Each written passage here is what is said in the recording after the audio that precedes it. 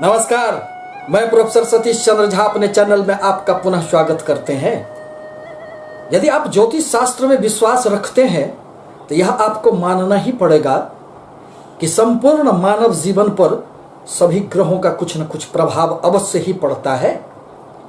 यहाँ बुध ग्रह हमारे बुद्धि, वाणी एवं व्यापार के लिए सूझबूझ पैदा करने का कार्य करते हैं, वहीं देवगुरु बृहस्पति हमारे जीवन में ज्ञान, धर्म, शिक्षा आदि देने का कार्य करते हैं। हमारे संस्कार को नियंत्रित करने का कार्य यही देवगुरु बृहस्पति करते हैं। और यदि जहां तक हमारे कर्मों का प्रश्न है तो इसके लिए शनि देव को माना गया है, जो हमारे कर्म को नियंत्रित करने के साथ ही साथ हमारे सभी प्रकार के कर्मों पर अपना फल देने का भी कार्य करते हैं।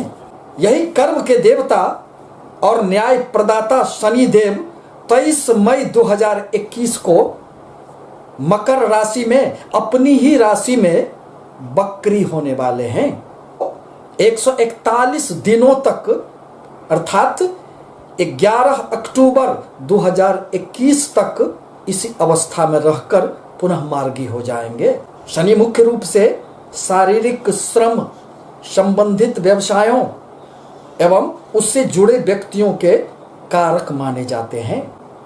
जन समर्थन से जुड़े हुए राजनीतिक क्षेत्र के लोगों, वैज्ञानिकों, अन्वेषकों, अनुसंधान के क्षेत्र में जुड़े हुए लोगों, इंजीनियरों, न्यायाधीशों एवं आईटी के क्षेत्र में कार्यरत लोगों के लिए शनि देव ही कारक माने गए हैं। अतः शनि की इस वक्रगत अवस्था से उन सभी व्यवसायों पर निश्चित रूप से खासा असर पड़ने वाला है। नौकरी, कोयले के व्यापार, लोहे के व्यापारियों आदि से संबंधित कार्य क्षेत्र में इनके वक्रगत अवस्था से एक उछाल आने की संभावनाएं बन रही है। अब जहां तक शनि ग्रह के गोचरीय प्रभाव का प्रश्न है तो शनि देव मकर राशि में स्वगृही संचरण कर रहे हैं, परंतु शनि देव पर राहु की 9वीं दृष्टि पड़ रही है। परिणामतः शनि देव कुछ राशियों के लिए बहुत अधिक शुभ प्रभाव उत्पन्न नहीं कर पा रहे थे, परंतु जो ही अब शनि वक्रगत अवस्था में आएंगे उनके प्रभाव में कुछ न कुछ निश्चित रूप से शुभता का ही इजाफा होगा। कोई भी ग्रह जब वक्री अवस्था में आते हैं तो वह पिछले राशियों का भी प्रभाव देने लग जाते हैं।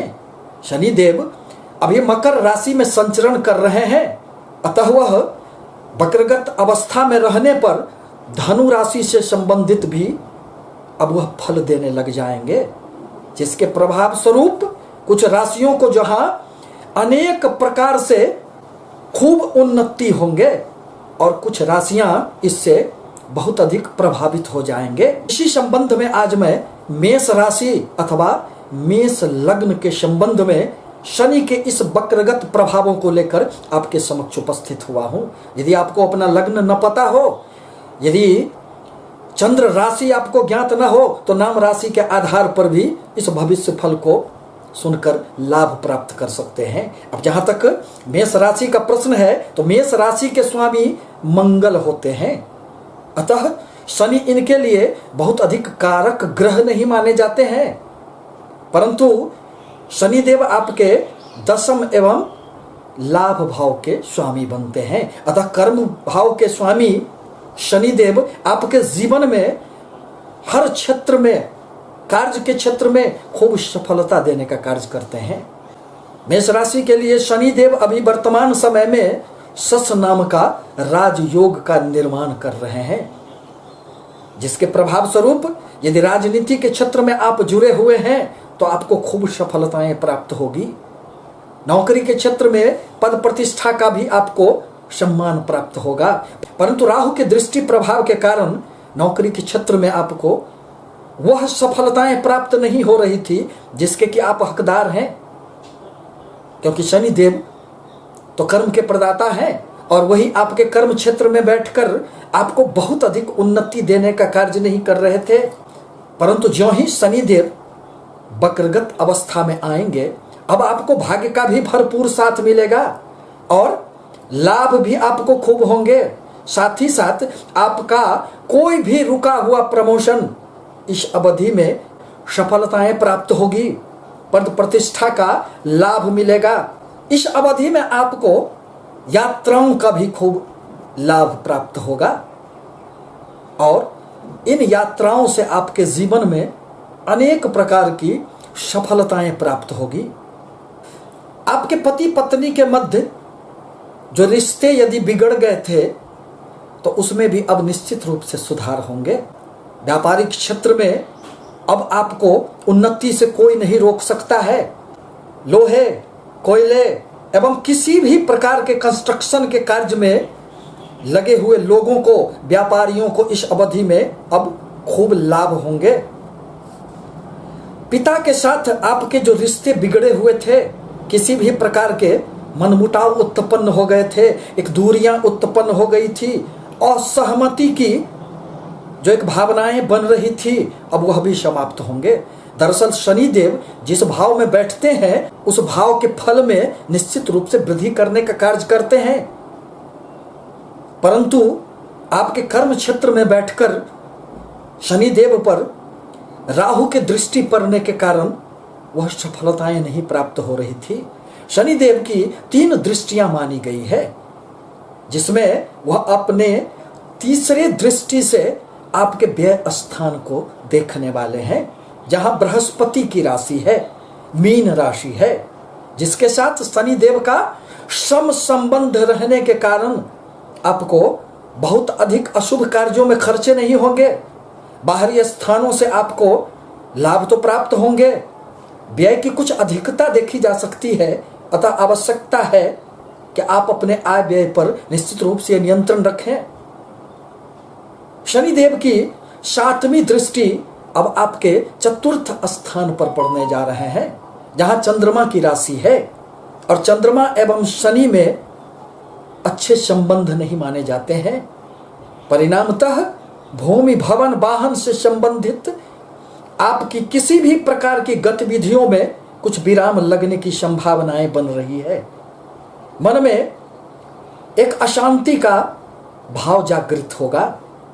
आपके बनते हुए कार्य में एक रुकावट सी देखी जा सकती है। आपके धैर्य में कुछ कमियां रहेगी। मन में झुंझलाहट उत्पन्न होगा। अतः आवश्यक है कि शनि के बीज मंत्रों का आप निश्चित रूप से जाप करें। साथ ही साथ चंद्रमा के लिए सफेद वस्तुओं का दान करना आपके लिए नितांत आवश्यक है। माता के स्वास्थ्य के लिए भी आपको इस अवधि में ध्यान रखना पड़ेगा।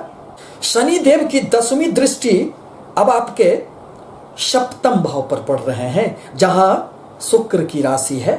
शुक्र के साथ तो शनि देव की मित्रता मानी जाती है।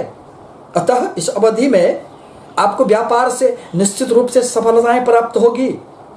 आपके हर प्रकार से रुके हुए कार्य में आपको उन्नति होंगे।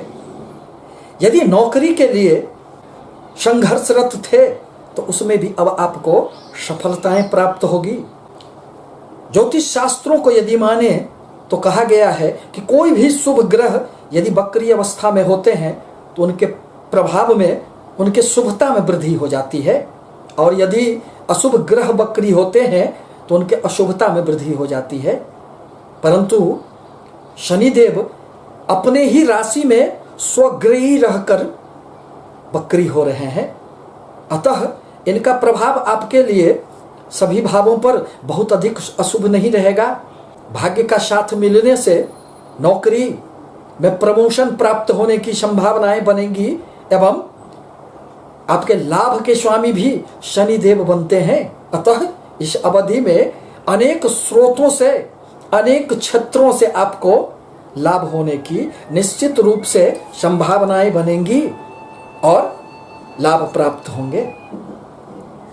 आपसे निवेदन है कि हमारे चैनल को लाइक करें, सब्सक्राइब करें, ताकि मैं अपने विचारों से आपको अवगत कराता रहूं। धन्यवाद।